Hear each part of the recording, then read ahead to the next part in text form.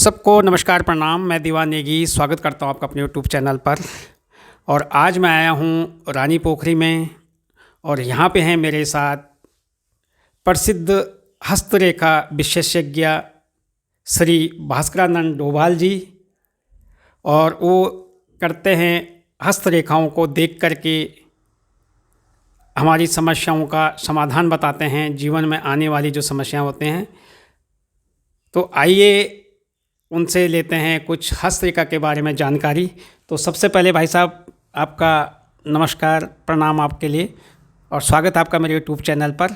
नमस्कार नेगी जी। और आप सभी जो ची देखदार होता है भी नमस्कार, सुनदार होता है भी नमस्कार। और जख बिटन बात करी आपन हस्तरेखा की जी। मैं तो भी थोड़ा सा अच्छो लगा छो हाथ देखी थे यार, हाथ में ये रेखा होनी ना लो हाथ दियो खदन के दियो खदन ये ते कन कही बथोन से न भाई रेखा ते सब पूछे अरे रेखा ये क्या बोल दी ये रेखा ये नहीं जानी अरे ये बता कैसे रहे। तो एक रुचि छे से एक भावना छे कि एक वो दिल से सो ऑन छो कि यार ये क्या चे भाई क्या चे ये भाई साहब बचपन में छो कि अब बीच में हुई। एक्चुअली क्या है कि जो बीज ची जी वो अंकुर तो बचपन से ही था। अच्छा। वो इसलिए था जी कि ये जो विद्या आ रही है, जो ये वैभव है ना, ये हमारी पीढ़ियों से चला आ रहा है। कहते हैं, मैंने तो देखे नहीं है, पर मेरी दादी जी भी जो बोलती थी एकदम सत्य बोलती थी। जी और आसपास के लोग पूछने आते थे कि यार हमारा वो खो गया है, जी। मिलेगा नहीं मिलेगा। या किसी को ऐसे ही बोल लेती थी कि जो है तुम्हारे यहाँ मेहमान आने वाला था, उनके यहाँ मेहमान आ जाते थे। जी मनी हमारा जो वंश है वो भगवती आदिशक्ति माँ परम्बा का जो है जी बड़ा भक्त है जी। और हम भी जो है अभी भी उन्हीं की जो है आराधना करते हैं, माँ भगवती की जी। और इष्ट हम भगवान केदार को मानते हैं। तो रुचि ये पहले नहीं थी, भले ही वंश परंपरा से चला आ रहा पर पहले नहीं थी। लेकिन बाद में वो स्वाभाविक न जी वो चीज़ें आनी शुरू हो गई। अच्छा, कुछ दर्शक ऐसे होंगे कि जिनको हस्तरेखा के बारे में थोड़ा सा जानकारी चाहिए होगी कि हस्तरेखा पे थोड़ा सा आप संक्षिप्त अगर प्रकाश डाल दें कि हस्तरेखा क्या होती है, ज्योतिष का ही एक पार्ट है, तो थोड़ा सा बता दें तो ज़्यादा बढ़िया रहेगा। नेगी जी यांचे जी कि वास्तव में आपने उत्तर भी दे ही दिया है। जी वास्तव में ये हस्तरेखा भी ज्योतिष का ही एक पार्ट है, जी एक भाग है। जी। अब जो है कभी भी देखना आप, हमारा मस्तिष्क सोचने का काम करता है। जी जो भी कल्पनाएं करता है वो मस्तिष्क करता है, जी लेकिन उसको मूर्त रूप मस्तिष्क नहीं दे पाता है। जी वो सोचता है, कल्पनाएं करता है, लेकिन मूर्त रूप देता है हमारे हाथ। जी। अगर हमने जो है एक बिल्डिंग का कल्पना कर ली कि ऐसी बनेगी वैसी बनेगी, उसका चित्र मन में बना लिया, लेकिन मन उसको बना नहीं पाएगा मूर्त रूप में। उसके लिए इन हाथों की जरूरत है। ये हाथ मूर्त रूप में उस चीज़ को बना लेंगे। तो इसीलिए हमारे ऋषि मुनियों ने सोचा यार देखो कि सबकी जन्म पत्री ना हो, तो वो जानना चाहे अपने बारे में, क्योंकि हमारा सनातन बोलता है कि सबसे पहले अपने को जानो। जब तुम अपने को जान दोगे तब तुम दुनिया को जान सकते हो। लेकिन यार तुम दुनिया को जानने चले और अपने को जान ही नहीं पाए तो तुम्हारा जानना अधूरा है। अब हाथ इसलिए भी देखे जाते हैं कि इसकी जो कोशिकाएं हैं, वैज्ञानिक रूप से अगर हम देखें, इसकी जो नसें हैं, जो कोशिकाएं हैं, सो हमारे दिमाग से मिले हुए हैं। हमारे दिमाग आप वैज्ञानिक रूप से भी देखना, प्रत्येक दिन परीक्षण करना अपने हाथ का। जो भी दर्शक हैं आप, आपका दिमाग जिस प्रकार के सोचेगा ना, उस प्रकार की सबसे पहले उसका रिएक्शन हमारे हाथों में होगा, उस प्रकार की लकीरें बनेंगी। अगर आप सकारात्मक सोचते हैं तो इसका कलर ही अलग रहेगा। इसमें जो रेखाएं हैं वो संपूर्ण और बढ़िया रहेंगी, क्योंकि आप सकारात्मक सोच रहे हैं। और जब पॉजिटिव सोचते हैं तो आधी समस्या का हल तो वैसे निकल जाता है। आपको न तो जन्मपत्री दिखाने की जरूरत है, ना हथेली दिखाने की जरूरत है। ठीक है ना। अब हस्तरेखा बहुत पौराणिक शास्त्र है ये जो विधि है ये बहुत पौराणिक है जी। केदार कहते हैं एक जगह पे, भगवान केदारेश्वरम महादेव कहते हैं जी। और इसके बारे में सामुद्रिक विज्ञान में एक श्लोक भी है जी। कि शिवोक्तम तंत्र सामोदरम कर रेखा शुभाशुभम जी। यश्य विज्ञान मात्रेणो पुरुषो नहीं सोचती। मानी भगवान केदार के दी हुई सामुद्रिक विज्ञान में व्यवस्था दी गई है जी। कि आप अपनी हथेलियों को देख करके जी। शुभ और अशुभ चीज़ों का ज्ञात कर सकते हैं, जी। जिससे अशुभ चीज़ों से बचा जा सकता है और शुभ चीज़ों की ओर आप आगे अग्रसर हो सकते हैं। जी। जी। अब ये मां सवाल उन कि हम अपनो दाहिनो हाथ देखें कि बाएं हाथ देखें, माने राइट हैंड को देखें कि लेफ्ट हैंड को देखें। अब इसमें आपने देखा होगा कई यूट्यूब चैनल वाले शास्त्री कहते हैं कि यार दोनों हाथ तो भगवान ने दिए हुए हैं। और सच बात भी है कि भाई दोनों हाथ तो भगवान ने दिए हुए हैं, सही बात है। दोनों को देखो, कोई भी देखो। नहीं, ऐसा नहीं है।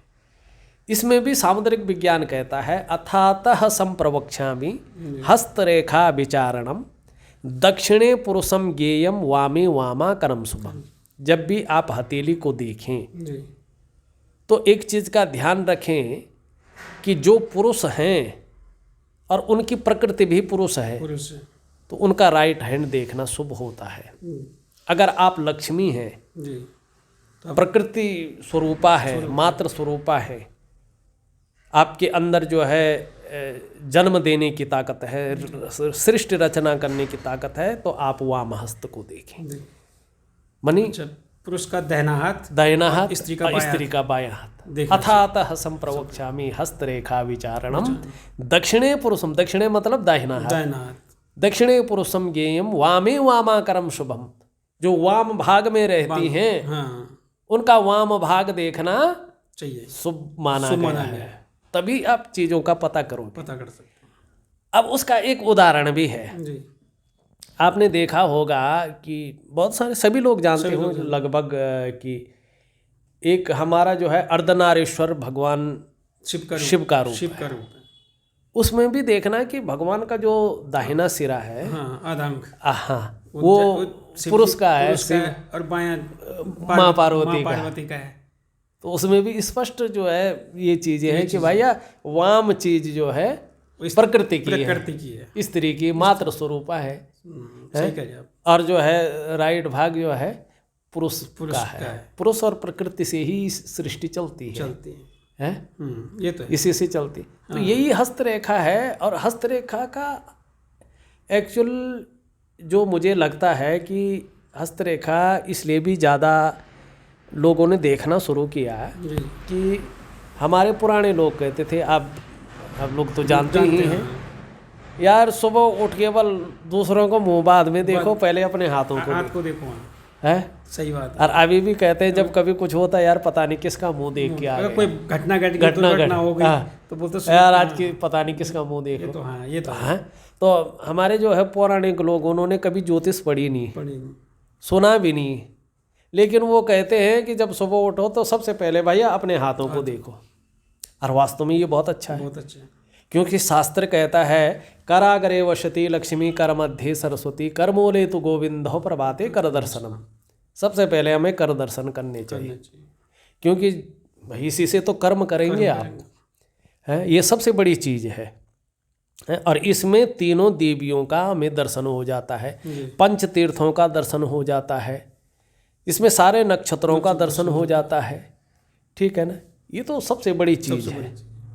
तो हस्तरेखा का महत्व जहाँ तक मैं समझता हूँ, हालांकि मैं किसी चीज़ को कम ज़्यादा नहीं कर रहा हूँ, सबका अपना महत्व है, लेकिन हस्तरेखा प्रैक्टिकली रूप से देखा जाए तो सबसे सटीक चीज़ है।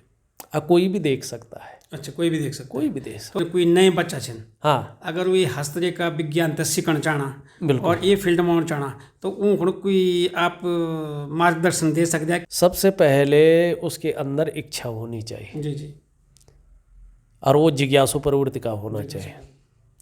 दूसरी बात है कि जब समाज में आप इस चीज़ों पे जाते हैं तो जरूरी नहीं आपको बहुत अच्छे ही लोग मिलेंगे, आपके टांग खींचने वाले मिलेंगे, आपको गाली देने वाले मिलेंगे, कोई ऐसे कह रहा है कुछ नहीं होता ये, ऐसे भी मिलेंगे।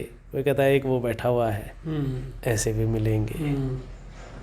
उस चीज़ को हजम करने की ताकत भी होनी चाहिए। अगर वो चीज़ आपके अंदर नहीं है तो आपको नहीं आना चाहिए। दूसरी बात है कि इष्ट कृपा की प्राप्ति होनी चाहिए। अच्छा, इसमें हाँ, बिना इष्ट कृपा के आप कुछ नहीं देख सकते हैं।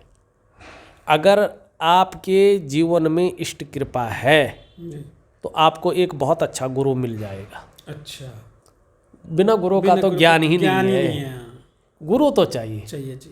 जो जानता है, आपको शिक्षा दे सके, वो आपका गुरु है। जो लोग वास्तव में जाना चाहते हैं उन लोगों को कहना चाहता हूँ, गीता प्रेस गोरखपुर की धार्मिक किताबें आती हैं जो एकदम प्योर किताबें हैं।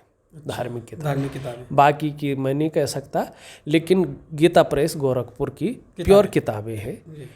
उसमें शिव महापुराण में इसका वर्णन है हस्तरेखा का। अच्छा। दूसरा आपका अगर हम देखें भविष्य पुराण, तो भविष्य पुराण में भी इसका वर्णन है। अच्छा, हस्तरेखा का प्योर वर्णन है। आपको पढ़ना आना चाहिए। हिंदी में भी है और संस्कृत में भी है, दोनों भाषाओं में है। एक तो भाषा टीका है, उसमें संस्कृत और हिंदी दोनों आएंगी, तो वो आपके लिए शुरुआती दौर के लिए बहुत अच्छा रहेगा। और भगवान से प्रार्थना हमेशा करो, एक तो आचरण शुद्ध रखो, खान पान शुद्ध रखो, इसमें शुद्धता बहुत जरूरी है। और डेली एक नियम का पालन करो, जो इष्ट है उसको पकड़ो। हनुमान जी हैं तो एक समय निकाल के पर डे हनुमान चालीसा का पाठ करो। अंत में हनुमान जी से प्रार्थना करो कि इस विद्या को मुझे जो है आशीर्वाद के रूप में दे दो। भगवान नरसिंह हैं तो वो तो वाक देव है। अगर किसी पे नरसिंह भगवान की कृपा हो गई तो हाथ देखते ही वो रेखा भी नहीं देखागा तो भी उसके बारे में सब कुछ बता देगा। तो मैं ये कह रहा हूँ, अगर आप इसको केवल पैसा कमाने के लिए या अपने पहचान बनाने के लिए करना चाह रहे हो तो मत करो। जी। अगर आपकी रुचि है, आप ईमानदारी से इसको कर रहे हैं जी, तो निसंकोच करो, भगवान आपकी सहायता करेगा। जी। और निश्चित तौर पे आप आगे बढ़ेंगे।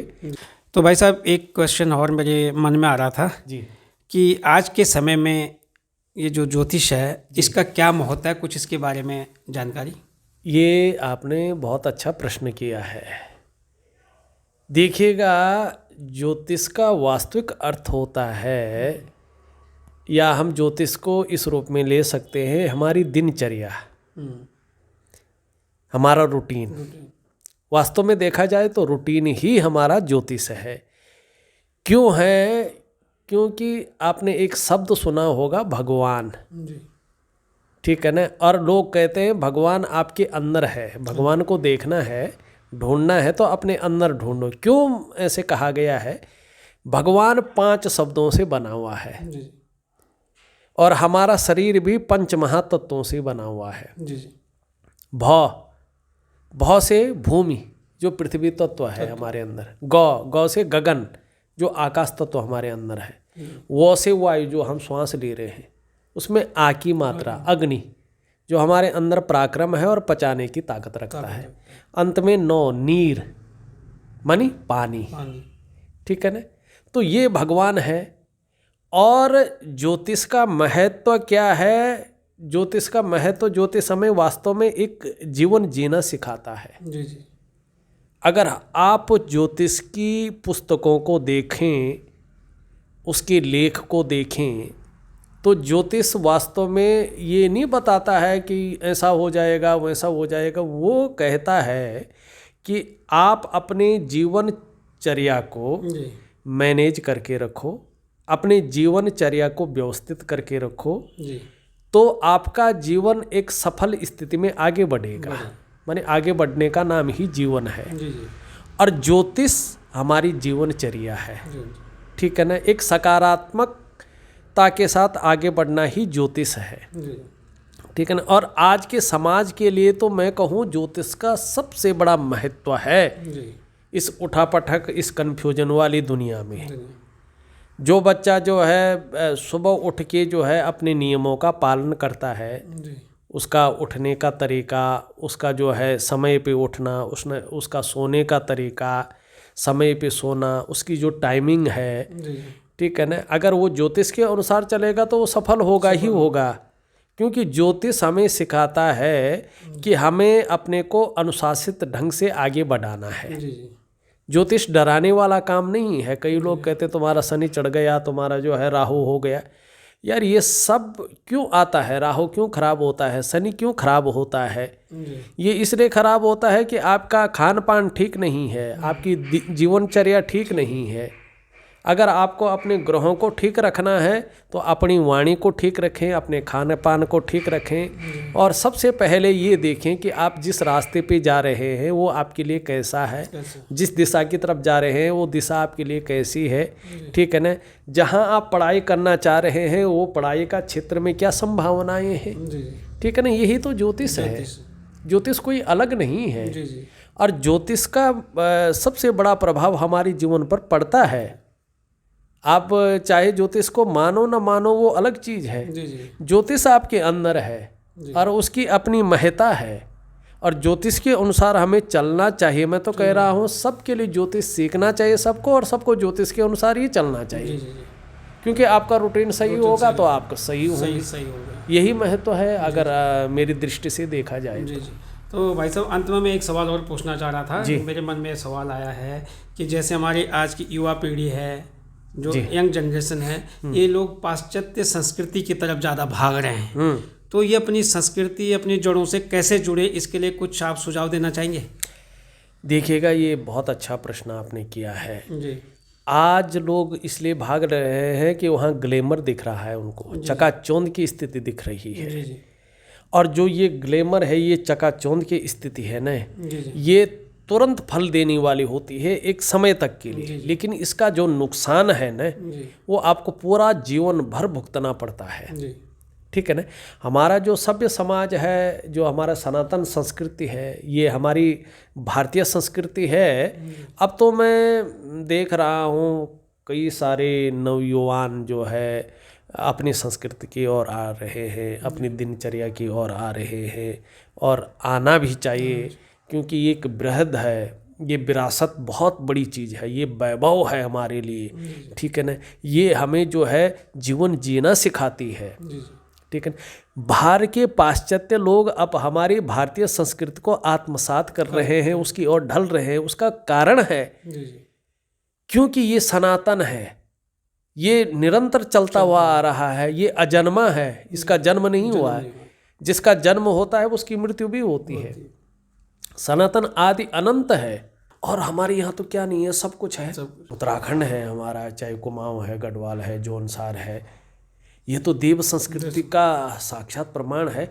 सब कुछ यहीं से हुआ। आपका जो है प्रथम स्वर भी जो है हिमालय से निकला है, हिमालय से निकला है। ओम, सबसे पहला स्वर जो गूंजा था वो भी हिमालय से गूंजा था। आपकी जो है स्कंद पुराण के केदार खंड में आप अगर उसको बारीकी से पढ़ें तो संगीत की रचना भी यहीं से हुई। अब जैसे हम हाथ देखते हैं तो हम कई बार सोचते हैं यार हाथ में जो ये है और जो हम बोल रहे हैं ये रेखा ऐसे है, ये यही बोल रही, उसके जीवन में यही उतर रहा है। क्या मैंने जो पढ़ाई की है ये उसके लिए हो रहा है कि वास्तव में कोई देवीय कृपा है हमारे ऊपर? तो बाद में निष्कर्ष यही निकलता है कि ये नहीं, जो पढ़ा है उसके लिए नहीं, पढ़ा तो बहुत सारे लोगों ने है। मैं ही क्यों बोल रहा हूँ? इसका मतलब है कि इस प्रकृति में वो ऊर्जा मेरे लिए काम कर रही है, मैं उसका पात्र हूँ, तभी मैं उसको बताता हूँ। और पात्र हूँ, लेकिन पात्र तो सभी होंगे। हो सकता मैंने उस पात्रता को पाने के लिए कदमों को आगे बढ़ाया हो। तो जरूरी नहीं आप ज्योतिषी जाने। आप जिस चीज को करने के लिए आए हैं, अपने हाथ को वास्तव में बारीकी से देखो कि आप किस लिए आए हैं। आपका हाथ स्पष्ट बताता है क्योंकि कर्म यही करेगा, ये सोचने का काम करेगा सिर्फ। और ये जो आपने कल्पनाएं की है उसको मूर्त रूप देगा। हमारे पुराने लोग कहते थे कि हमारी किस्मत हमारी मुट्ठी में होती है। आपकी किस्मत आपकी मुट्ठी में, उस मुट्ठी को यूज कर कि तूने किस तरफ जाना है, वास्तव में क्या करने आया है। जिस दिन तो ये समझ गया, तर गया, उस दिन तर गया। किसी की राय लेने की जरूरत नहीं पड़ेगी, कुछ पढ़ने की जरूरत ही नहीं पड़ेगी। चलो, बहुत अच्छा लगा, बहुत बहुत धन्यवाद आपके लिए, बड़ा अच्छा लगा आपसे मिलकर। आप भी बहुत अद्भुत काम कर रहे हैं और भगवान केदार से मैं जो है प्रार्थना करूंगा इस क्षेत्र में आप बहुत उन्नति करें। और सभी लोगों से कहूँगा कि देखिएगा, इतना दुर्लभ और इतना ज्ञानवर्धक प्रोग्राम आपको कहीं देखने को नहीं मिलेगा। अगर आप पहली बार इस चैनल में आए हैं तो ज़रूर इसको सब्सक्राइब करो, चैनल को सब्सक्राइब करो, वीडियो को लाइक करो और अपने विचार कमेंट्स में ज़रूर लिखो। अपने दोस्तों को, अपने परिवार वालों को, अपने जानने वालों को शेयर करो। इस चीज़ को गर्व महसूस होगा कि जो है मैं एक प्रोग्राम दे रहा हूँ, ये ब्लॉग देख रहा हूँ। शेयर करो, दूसरों को भी प्रेरित करो कि इस प्रकार की चीज़ों को देखो। बहुत कुछ जानने को, बहुत कुछ सीखने को मिलेगा। आप सभी दर्शकों को भी जो है अनंत अनंत शुभकामनाएं, और बाबा केदार आपकी सभी जो है कामनाओं की पूर्ति करे, सद्मार्ग पे ले जाएगा और आप लोग सूर्य की तरह चमके, लोग जाने आप वास्तव में कौन हैं। लेकिन ये तब होगा जब आप अपने प्रति ईमानदारी रखेंगे, ज्योतिष के नियमों का पालन करेंगे, तब होगा ये। जरूरी नहीं आप ज्योतिषी के पास जाए, आप ज्योतिष का पालन स्वयं करें। तो जो है आप सभी को राम राम, जय श्री केदार। जय श्री केदार। बहुत बहुत धन्यवाद भाई साहब आपके लिए। और ये थे जी हमारे साथ प्रसिद्ध हस्तरेखा विशेषज्ञ श्री भास्करानंद डोभाल जी। तो इस ब्लॉग को करता हूँ यहीं पे समाप्त। वीडियो पसंद आए तो वीडियो को लाइक करें, शेयर करें, सब्सक्राइब करें, कमेंट्स करें। देखने के लिए बहुत बहुत धन्यवाद। मिलता हूँ किसी अन्य विषय के साथ अगले ब्लॉग में। तब तक के लिए जय हिंद, जय भारत, जय उत्तराखंड।